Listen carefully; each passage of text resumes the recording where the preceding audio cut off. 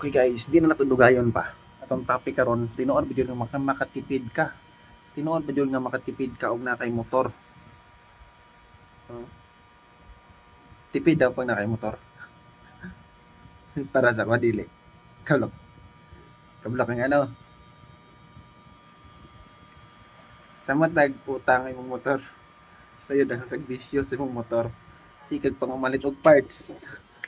Para na. Oh. CBT pa lang daan pila 2,000 ka pen. Kana pa ang mga parts nga nara sulod. Nga makatipid ka sa mo. Tinuod jud ka nga makatipid ka. Yeah. Ga-change oil pa ka.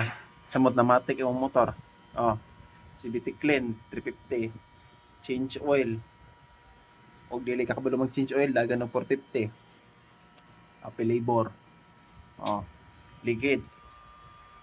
Puta natin mong motor para sa Muak like 160. So ang motor ang anak ko 125 na po 160. So ang ligid is sa likod is 120, ang sa 160 sa tubangan 100. Oh. Siyempre dagko. So basta dagko ang ligid, mahal yun na siya. Siyempre sa mga branded.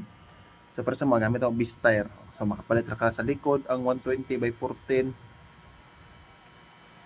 by 90 is nasa mga 17 na 17. Beast tire na siya, beast tire. Oh, makatipid ka. Dayon, siyempre, di gyud promodagan imong motor kung wala kay gasolina. Di po ka pwede mo padagan og motor nga kay lisensya. Kung madakpan ka, patay pod. Dako ka yung kaltasin mo ha. Dapat dito isa guys. Di pa ka kontento, siyempre, mamalit pa dyan mga pisa, panindota na yung motor. Magpa-repaint pa dyan ka para sa naitabo karon. Ano gusto pa ka magmotor? Ha? Gusto pa ka magmotor? Huwag ko lang imong kwarta, ayaw na lang. Ha? Grabe maintenance guy. Grabe jud. Sa mga nakamotor, kabarono na sila. Sa mutag matic, ha? Sa mutag matic, ayaw na lang jud. Kalaskig maintenance. Pamora to. Bye-bye.